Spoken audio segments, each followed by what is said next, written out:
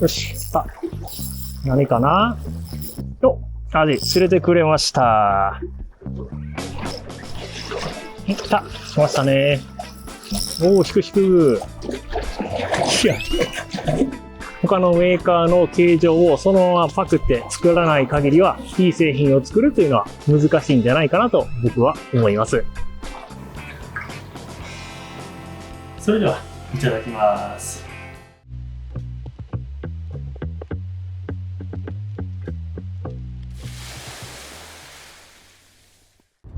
はい、こんにちは、矢野です。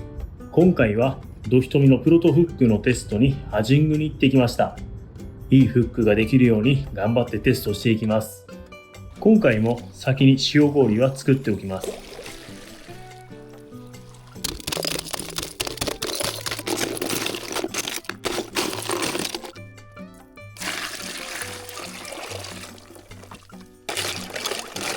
さあ行きましょう。で、今回はプロトフックのテストで数種類のフックを比較しながら釣るので、タックルは同じものを用意しております。さあ釣れるかな。投げて着水したら糸付け取って、そしてアクションと食わせのを交互に入れて探っていきます。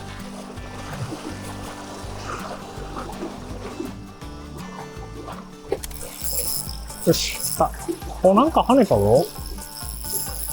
さあ、着きました。何かな。なんか結構跳ねるけど、これ味、跳ねたけど、これ鈴木もしかして。抜き上げちょっとしんどいな。なんか鈴木っぽいな。なんか味じゃない魚が。これ、なんかヒラスズキっぽい。ヒラスズキっぽい。これは、取れるかな。ちょっと降りて、取りに行きます。網がないから、取りにくいけど。いや、アジじゃなくて、まさかヒラセイゴが1匹目から釣れてくれました。まあ、アジじゃないけど、まあいっか。まあ、せっかくなんで、ヒラセイゴ美味しいのでいただきます。これもエラの隙間からハサミを入れて、パスンと切ってやります。塩通りで血抜きをしっかりしてやります。美味しそう。さあ、気を取り直していきましょう。まさか1匹目はヒラスズキということで、まあスズキというか生後クラスですけど、というか1匹目からヒラスズキが来るってことは、なんかアジがあんまりいそうにない気もするけど、どうかな。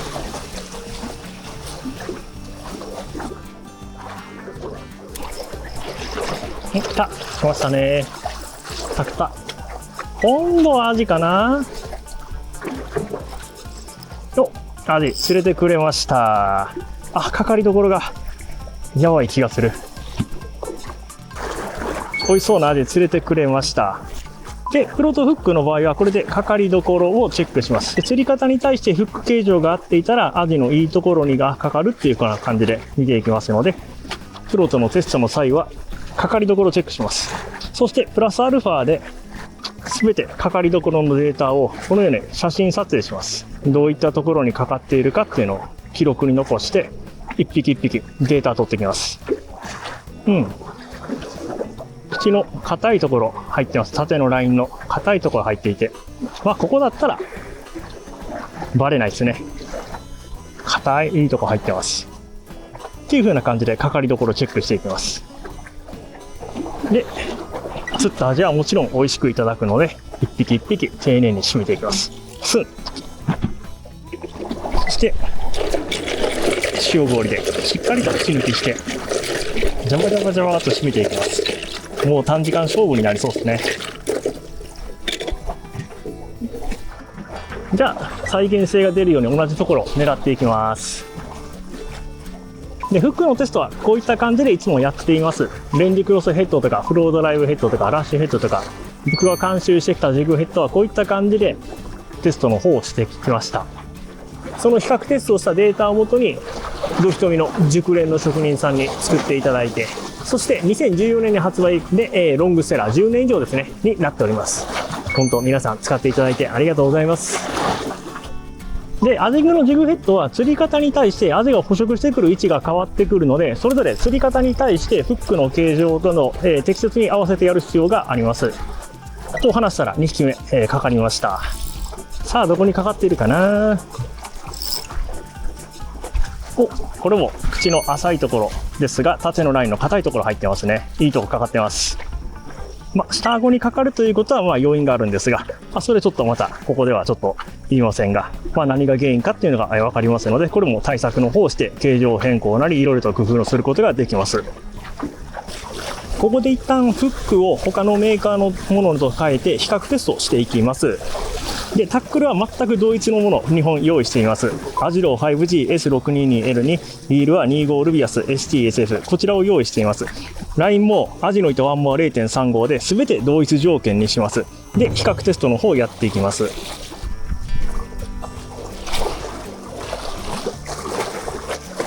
で、自分の現在テストしているプロトフックで釣れるというのは当然なんですが、他のメーカーと比較したときにどうなるかっていうところですね。どっちの方がフッキング率がいいのか、いいところにかかるのかっていうところを比較する必要がありますので、そういった比較テストをやるようにしております。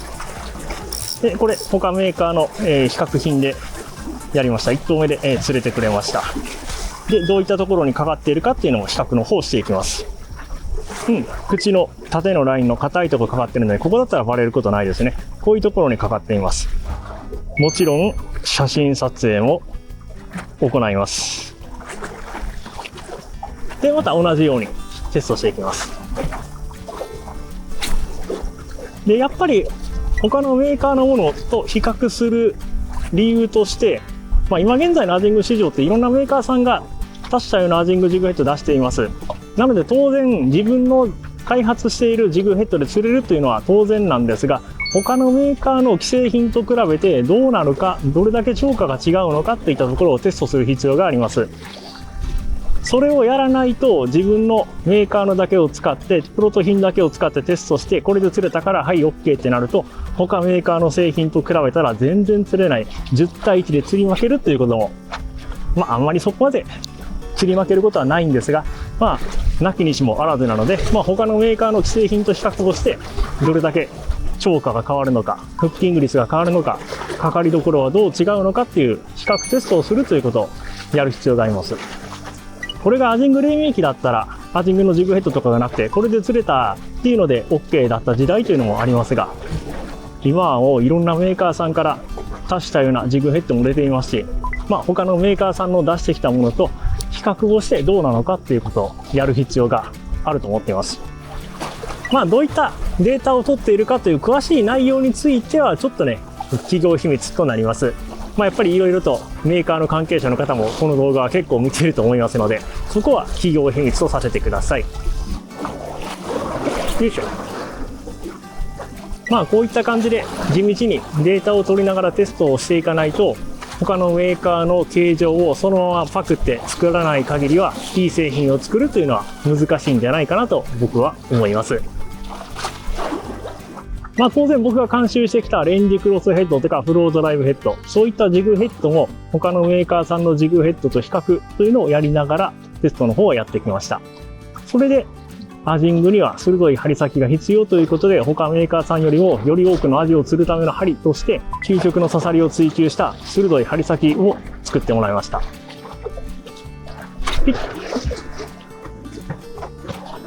やっぱ比較をすることによってどっちの方がよく釣れるのかということがよくわかりますので、そういった比較テストをするために僕は同じタックルを2つ用意して比較テストをするようにしています。よし。おー、引く。これまた跳ねるけど、ヒラスイギもしかしてこれも。これもなんか跳ねる。ヒラスイギこれまた。アジじゃない？これアジじゃない？また。アジじゃない。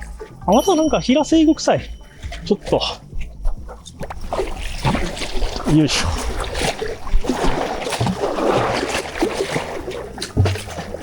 トングで。取れるかな？挟んで。よいしょ。いや、取れた。またまたヒラセイを連れてくれました。2匹目です。がっつり喉奥入ってますね。じゃあここでまたフロートフックの方に戻してテストをしていきます。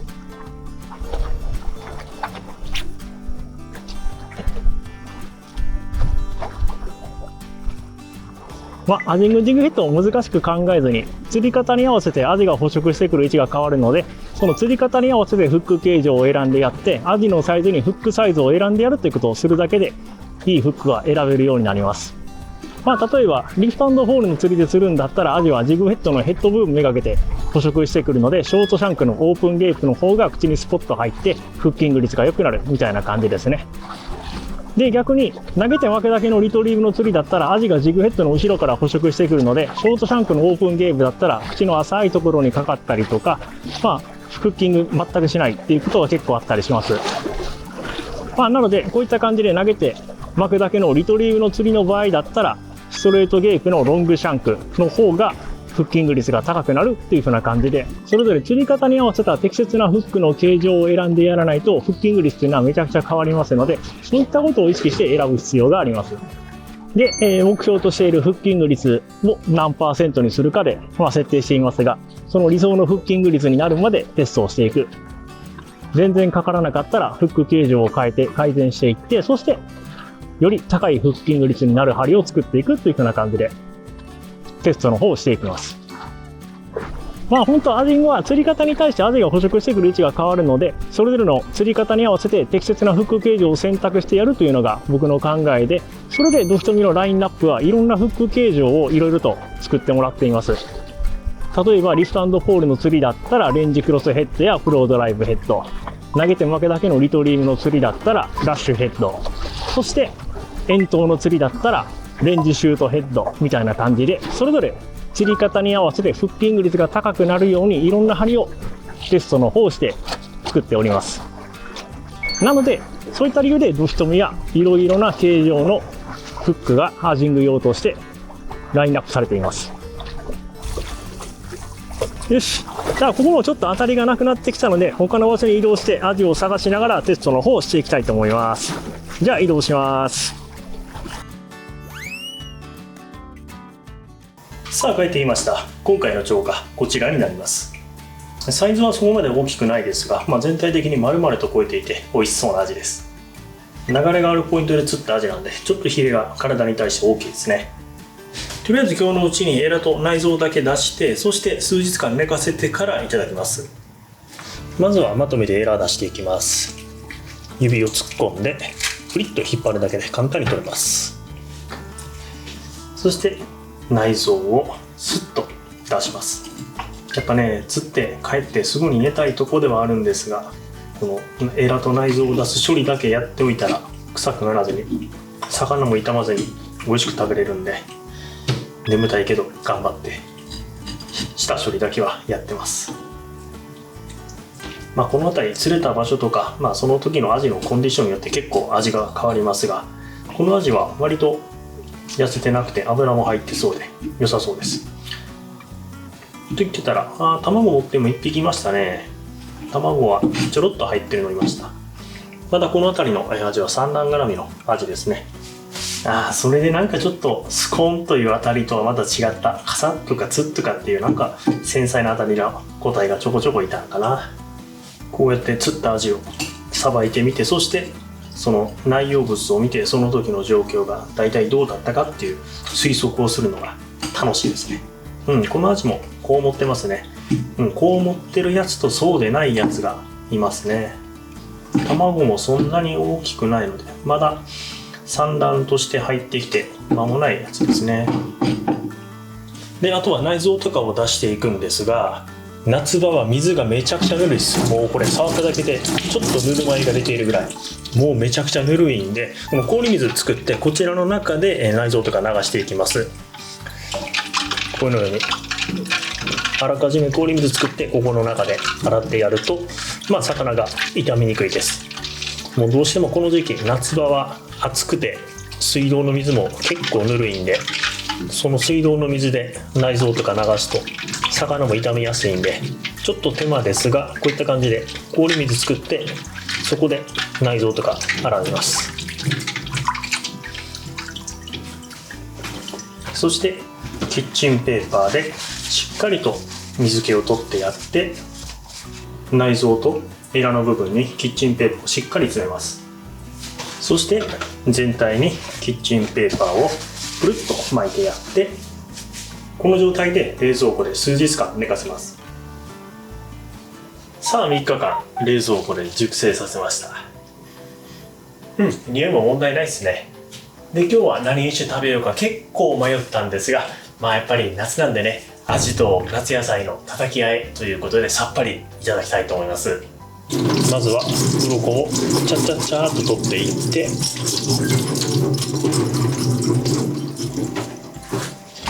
そして3枚におろしていきます。まずは頭をプスンと落として薄く皮目に切れ込みを入れます。反対側も同じように薄くスッと皮目に切れ目を入れます。で、先にもうこの段階で皮を剥ぎます。背中側のところをつまんでグイッと引っ張ってやって、そしてピリピリピリっと剥ぎます。そしてスッと背中側から骨に沿うように包丁を入れてやって、そしてお腹側から包丁を入れてやって、バスンと切ってやって、片面おろせました。やっぱ血抜きができているんでいい感じで身も真っ白ですね。油も入って美味しそうです。反対側も同じように皮を掴んでやって、ピリピリピリっと皮を剥いでやります。そしてスッと骨まで包丁を入れてひっくり返して、骨に沿うように包丁を入れて、そしてパスンと断ち切ります。そして尻尾のところをカットしてやって3枚おろしいけました。骨はいつも通り骨せんべい用に置いておきます。そしてあばら骨をスッとすいてやって、そして血合い骨は今回もうカットします。叩きなんでね、もう一本一本抜かなくてももういいかなと思って時短のためにカットしていきます。そして薄く切ってやります。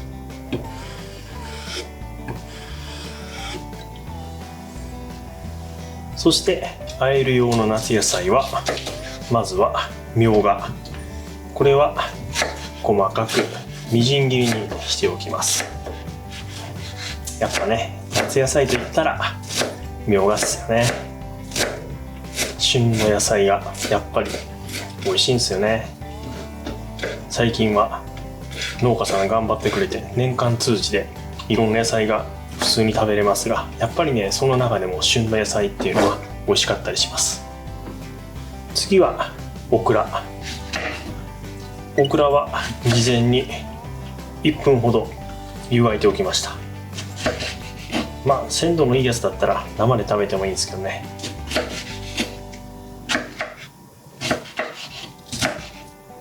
この粘り気がいいっすね。オクラザ夏野菜って感じで。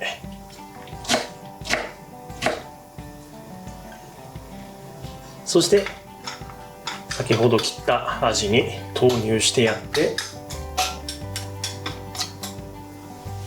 そして2倍濃縮のめんつゆを大さじ1ぐらい入れて全体になじむように和えていきます。そしてお皿に盛り付けて、そして仕上げに大葉をのせて梅肉を取り出して軽く叩いてやって、して大葉の上に梅肉乗せて、アジのたたき夏野菜和えの完成です。それではいただきます。いや、めちゃくちゃ美味しそう。さあ、味はどうでしょうか。あ、めちゃくちゃさっぱりで美味しい。ちょっと梅肉も入れて大葉と一緒に。あ、これはすごいさっぱりして超美味しい。しかも味つゆはめんつゆをペッとかけるだけで超お手軽にできるんで、これもすごい作りやすくていいですね。おー、いいな。梅と大葉とこのみょうがとオクラの組み合わせ、いや、なかなかいい感じで箸が進みます。で、ちょっと喉が渇いたので、お酒、日本酒いただきます。今日は初雪杯のロックで楽しむ夏純生ということで、こちらのお酒、夏限定のお酒ですかね。じゃあこちらをいただきます。で、ロックで楽しむと書いていますが、ちょっとね、ロックにすると氷が溶けたら薄まってしまうので、僕はもうそのままストレートでいきます。じゃあいただきます。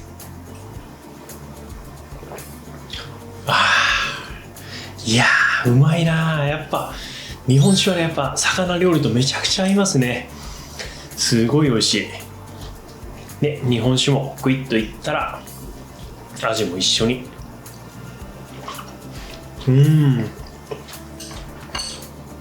やー、めっちゃ幸せ。うまい。いやー、お酒もうまい。やっぱり生酒なんでほんのりとちょっと甘みがあるので、これね、日本酒の初心者の方でもすごい飲みやすいと思います。逆にちょっと辛口好きな人にはちょっと合わないかもしれないですが、ちょっと辛いのが苦手だよ、ちょっと甘めが好きだよという方はめちゃくちゃ合うと思います。生酒っていうと火入れをしていない、火を入れてない状態のお酒になるので、結構甘みがあるお酒が多かったりしますね。結構季節限定の生酒みたいな感じであったりするんで、ついつい期間限定になると買ってしまいますね。今回作ったこの夏野菜のたたき和え、めちゃくちゃ手軽に作れて、そしてさっぱりとして味も美味しくて、いや、これはめちゃくちゃいいですね。そして梅と合わせて食べたら食欲増進で箸が止まらない。もうちょっと梅肉あってもいいかもしれないですね。この辺りはちょっとお好みで調整してもらったらいいかなと思います。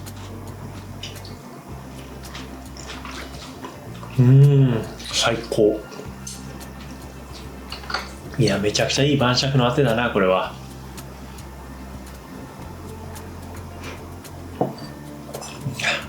ちょっとね、もう結構飲んでたのでだいぶ減っていますが、おかわりしておきます。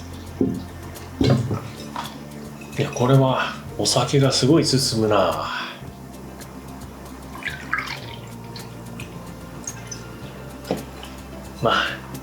味もうまいし、お酒もうまいし、いや、最高。それじゃあ、残りもいただいていきます。ごちそうさまでした。ということで、今回はドヒトミのプロトフックのテスト調香で釣った味を夏野菜のたたき和えといつもの美味しい日本酒でクイッといただきました。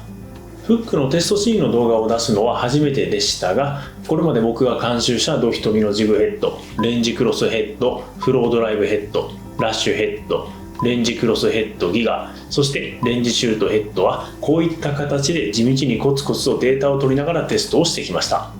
そしてそのデータをもとに国内最高峰の技術を持つドヒトミの職人さんに作ってもらった製品になります。どの針も超過を上げるための僕のこだわりとドヒトミの技術が詰まった究極の刺さりを追求したジグヘッドに仕上がっていますので、ぜひ一度お試しください。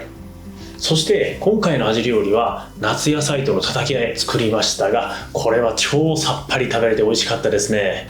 日本酒との相性も良くて夏の晩酌のあてに最高の一品だったので、ぜひお試しください。